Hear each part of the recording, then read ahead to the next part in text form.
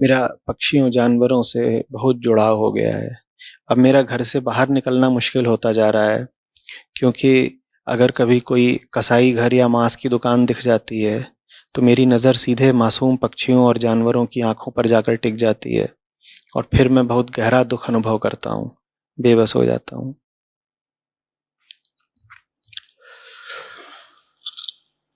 इस बेबसी से तो तुम्हें गुजरना पड़ेगा। इस बेबसी से मैं भी बहुत गुजरा हूँ, गुजर ही रहा हूँ।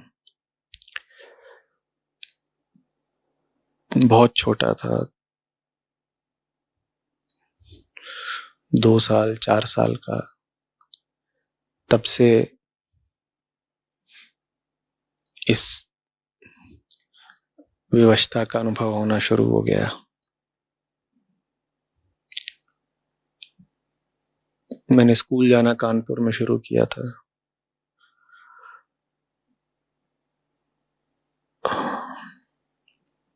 तो जब एकदम छोटा था, रिक्शे में बैठ करके स्कूल जा रहा होता था, तो एक जगह से गुजरते थे जहां लोग सुअरों के बाल नोच रहे होते थे, और जब उनके बाल नोचे जा रहे होते थे तो बहुत मर्मभेदी तरीके से चिल्लाते थे। वो चिल्लाते थे तो मैं बिल्कुल तड़प जाता था, रोने लग जाता था। डर था, सहानुभूति थी, पता नहीं क्या था, पर जो भी था बहुत तीव्र था।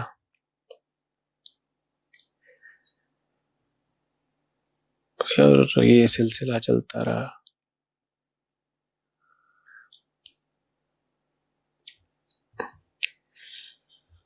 फिर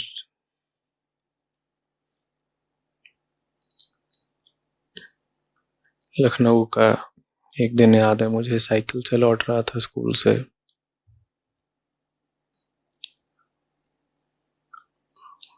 तो मैंने पहली बार अपनी आंखों के सामने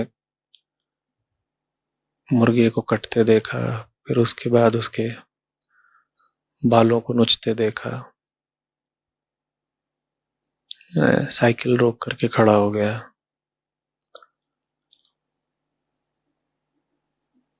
और चेतना पर एक जोरदार झटका सा लगा, शॉक। मैंने किसी से कुछ कहा नहीं तब, पर वापस लौट करके खाना नहीं खाया। 2-4 दिन एकदम चुप रहा।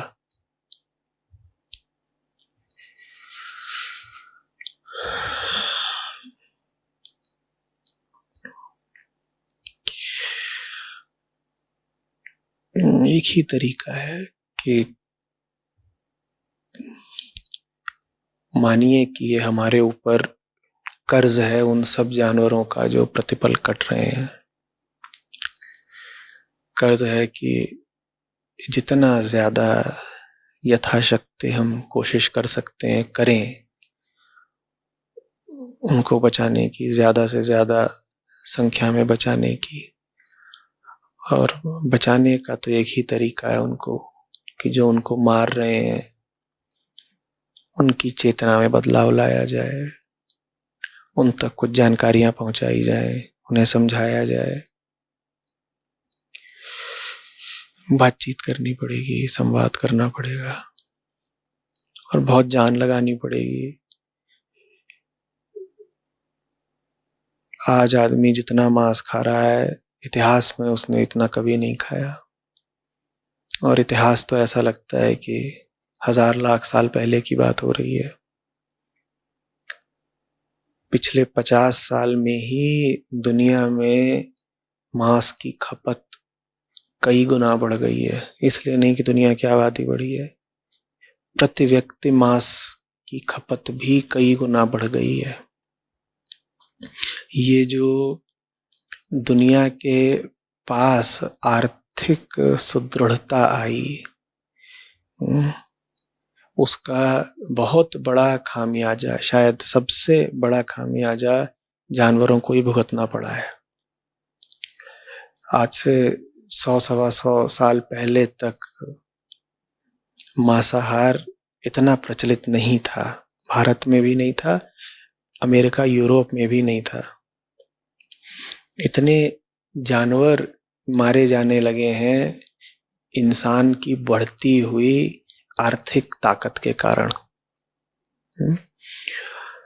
लोगों को समझाना पड़ेगा कि तुम्हारे पास जो पैसा आ रहा है वो इसलिए आ रहा है ताकि तुम अपनी भलाई करो, और जानवरों को मारने में जानवर का तो जो हश्र होता है सो होता है, तुम्हारी अपनी भी कोई भलाई नहीं है, बल्कि मांसाहार इस समय आदमी के सामने खड़ी सबसे बड़ी समस्या और बीमारी है।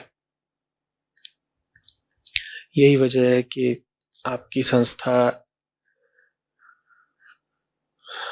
बहुत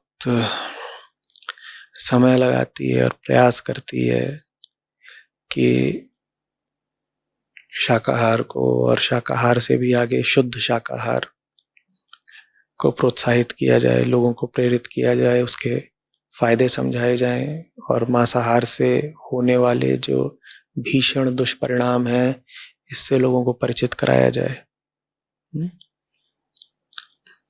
वीगनिज्म को मैं शुद्ध शाकाहार बोलता हूँ। उसके लिए शायद अभी हिंदी भाषा में कोई शब्द नहीं है तो वीगनिज्म ही बोल देते हैं, पर उसके लिए उचित शब्द होगा शुद्ध शाकाहार, क्योंकि वीगनिज्म में जानवरों से आने वाले किसी भी उत्पाद के लिए कोई जगह नहीं होती,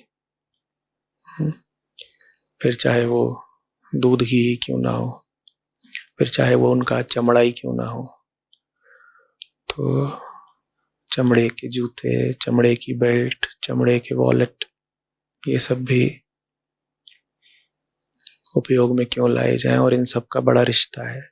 एक ही जानवर होता है, उसका पहले दूध लिया जाता है, फिर मांस, फिर चमड़ा,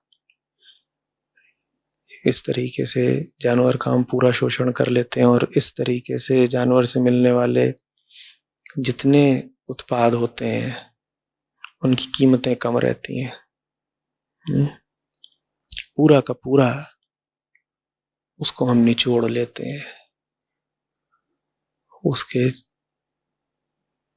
खाल, दूध, खून, अस्थि, पिंजर, हड्डी, मज्जा, एक एक चीज को हम बिल्कुल चूस डालते हैं।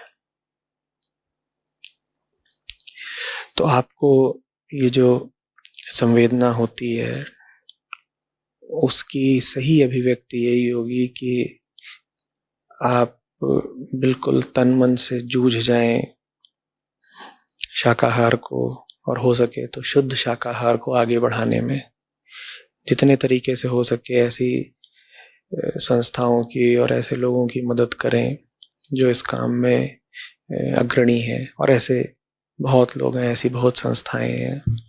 मैं बस प्रशांत अद्वैत फाउंडेशन का ही नाम नहीं ले रहा, और भी लोग हैं, आप उनका समर्थन करें। उनका काम बहुत कठिन है, क्योंकि खेद की बात है कि दुनिया में इस वक्त मांसाहारी ज़्यादा हो गए हैं, और बड़े से बड़े दुर्भाग्य की बात है कि भारत में भी वो हालत आ गई है कि मांसाहारी ही बड़े बहुमत में हो गए हैं। तो जो लोग मांसाहार के विरुद्ध एक लड़ाई में हैं उनको आपके समर्थन की बहुत ज़रूरत है। उनका समर्थन करें, उनका हौसला बढ़ाएं, इसके अलावा और कोई रास्ता नहीं। बदलाव निश्चित रूप से आ सकता है। एक बदलाव इंसान की चेतना और आदतों में ये आया आज से 100 साल पहले कि अचानक उसने